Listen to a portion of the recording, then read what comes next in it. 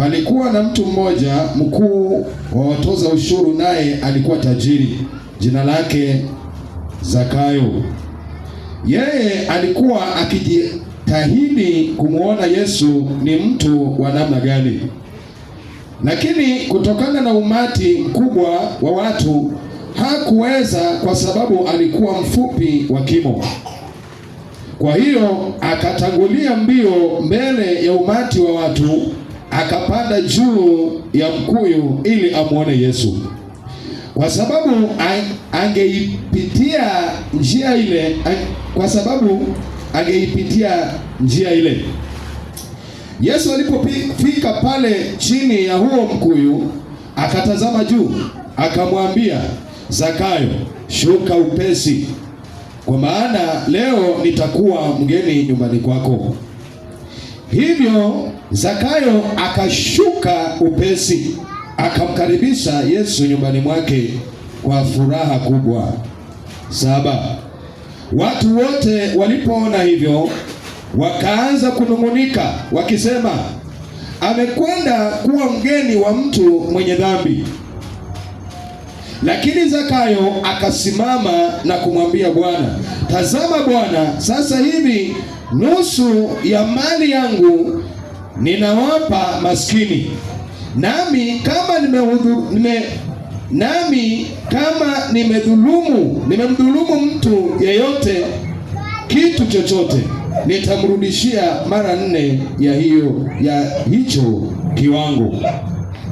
9.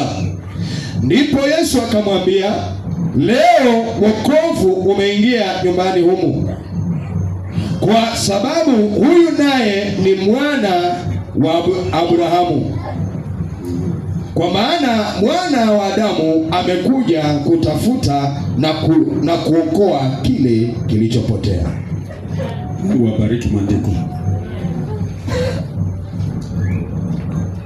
Zakayo alisikiliza habari za Yesu. Zakayo alipata ujumbe wa Yesu. Zakayo alihitaji amuone Yesu, lakini kizuizi alikuwa mfupi. Kizuizi watu walikuwa wengi. Ilikuwa kizuizi cha Zakayo. Lakini neno la Bwana linasema dhahiri kabisa, na hata kama kizuizi kilikuwepo, akikumpinga yeye asipate kumwona tena. Haleluya. Amen. Alitumia akili aliyokuwa nayo ya sawa.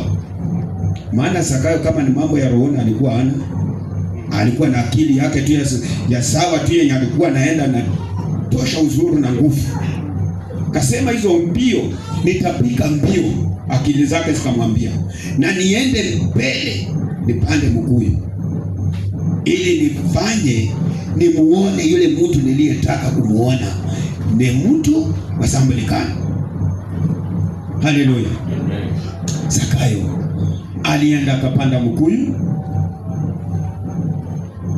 Wakati Zakayo anapoenda, kwa sababu akienda na umati unamfuata, lakini sasa kwa sababu jambo lilokuwa linatendeka lilikuwa jambo la rohoni, na Yesu akaanza kufiri. Wakati alipofika akamwona, alipokimbia mbio na alipoenda mbele, na alikuwa mtu tajiri.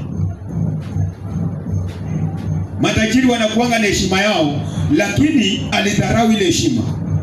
Akasema nataka kumuona huyu ni mtu wa namna gani. Akadharau ile heshima yake, akasema nitaenda mbio. Na wakati ambapo alisahau cheo chake na heshima yake, ndipo alikuwa anamgusa Yesu. Wakati Yesu alifika, alizungumza yale mazungumzo yenye watu aliokuwa nao hawakukubaliana naye, lakini Zakayo alikuwa na uamuzi. Ndio nimetangulia kusema, Yesu anasema, tazama nasimama mlangoni na pisha, mtu akisikia. Zakayo alisikia peke yake mwito wake, na hata hawa wenye Yesu alikuwa nao hawakusikia ya kuwa ni siku ya Zakayo, lakini yeye alifeli peke yake. Anamwimbia Mungu. Haleluya. Wanaweka nje taratibu zao, na kama wana tamaduni zao wanaziambia mpaki huko, mimi nimemaliza kuchukuliwa na Bwana. Mpendwa, hautaenda kwa Bwana na hautakamilika, na wala hautashikana na Bwana ukiwa umekuja na taratibu zako na tamaduni zako, mpaka uingie kwa laini ya Yesu, kwa laini ya wokovu, ndipo Yesu atembee na wewe, ndipo Yesu akupeleke ile safari ambayo alitaka akupeleke. Haleluya! Neno la Bwana linasema, si wewe uliyenichagua, bali ni mimi niliyekuchagua. Wapendwa, kufika saa hii upatikane na uso wa namna hii ya kuwa wewe umeokoka, si wewe, ni Bwana. Haleluya! Na neno habari utoe vizuizi vitoke, umruhusu Bwana afanye mapenzi yake. Kwa nini huyu Bwana amenena kuna hapa mtu asiende mbio? Mungu anamjua, yeye ndiye alimchagua, na hata mimi angeniambia ningeendea huyo mtu mapema sana nimwambie, lakini hakutaka nimjue.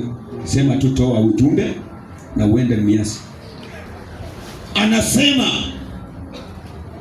kama nilinyang'anya mtu mbele ya Yesu aliyekuwa nataka amuone ni mtu wa sambili gani, anasema kama nilinyang'anya mtu kitu kwa nguvu, mara moja alikuwa na utajiri wa kujaa, nitamrekeshea mara 4. Maana sitaki nuksi nikienda kwa Bwana, sitaki nuksi nikienda kumtumikia Mungu. Bwana Yesu asifiwe.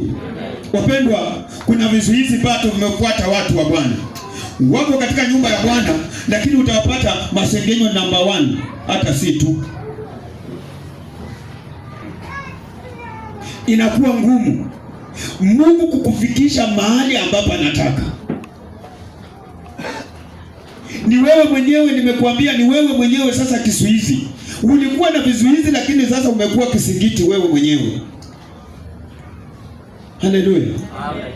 Amen. Leo kiondoe hicho kisingiti. Mwokovu ni mtu wa tabia namna gani? Uanze kujua ni mtu wa tabia hii, na ushikamani na tabia ya wokovu, ili uenende pamoja na Bwana. Ulinungunika wakati ulipookoka, mzee wako alifura, alipinga. Watu wengi hata wale walikuwa wa msaada kwako walisema, kama hii tabia umeanza sasa, mimi na wewe hatufungani. Ilitendeka, lakini Yesu akiwa amekuita, unajua, uliendelea kusema mimi naambatana na yeye. Haleluya. Kuna mtu anakupilia mahewa. Kwanza watu wanaume kama mimi na mtu wa Bwana leo, ukitambua wewe umepotea na unataka Bwana,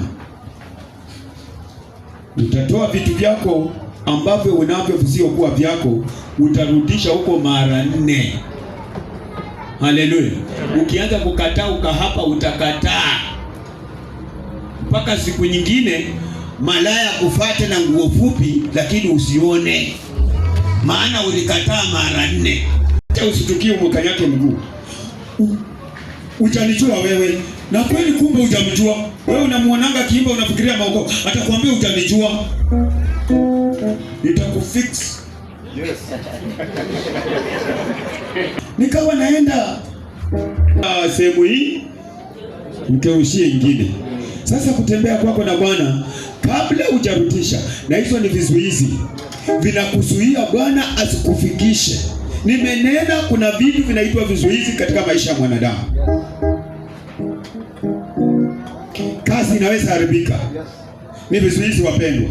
Vizuizi kulingana tu na maisha yako. Tumekuja kukutafuta imani. Haleluya. Ndio inaweza leta kasheshe, ni vizuizi. Uchukue nje nyingine. By the way, sehemu yenu tena. Haleluya. Kuna watu hii nayo ni nyeti. Leo tunataka kuzungumza kinyume cha vizuizi. Hapa hakuna mtoto anayesoma akapita vizuizi. Kwetu hakuna mtu anasomanga akapita. vizuizi vilisimama, iliyozuia. Angalia mtu huyu ambao hakuwa mtu wa roho kwanza, alitumia akili yake akasema nitapiga mbio. Kuna nafasi ambayo unaweza simama kinyume cha vizuizi ambavyo vilisimama mbele yako na kuvinenea na kuviwekea matendo.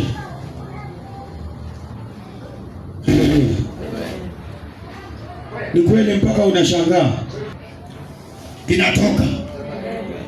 Ikiwa hii inakuja kwa mtu, si kwa watu. Yaani wewe ukijihesabu kuwa mtu na kusema hii ni yangu na itakwenda. Itakwenda.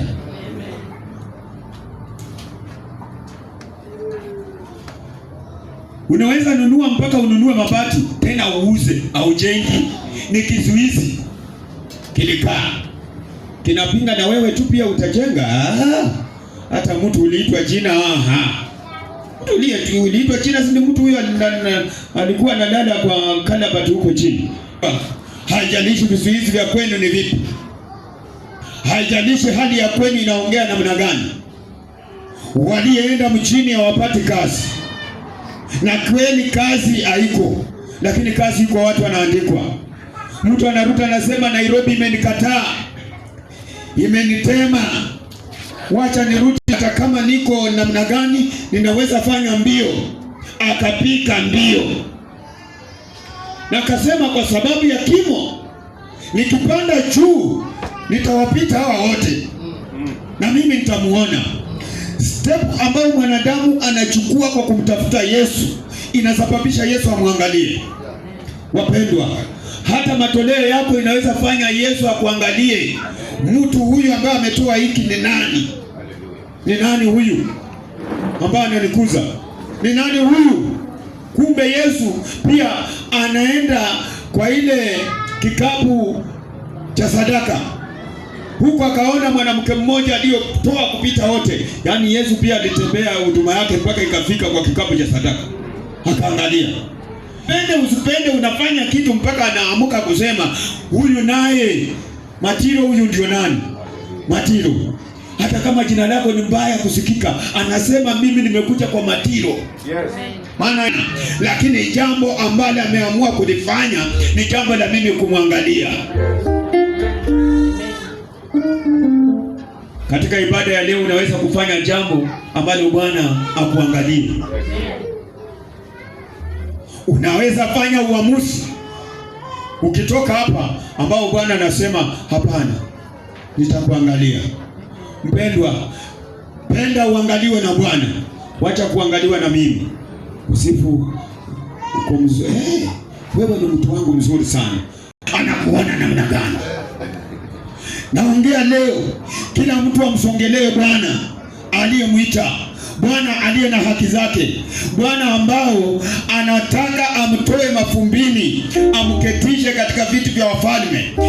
Huyu Zakayo alikuwa mtu wa dharau, lakini aliondolewa mahali pa dharau, mahali pa mtosha ushuru, akaketishwa pamoja na Kristo Yesu. Kitu kilichokuwa kizito, kitu ambacho kilikuwa ngumu kisifanyike, lakini uamuzi wa Zakayo ulimpa mahali. Bwana, watu walikuwa wametembea na Yesu, hakuingia kwao na kukula.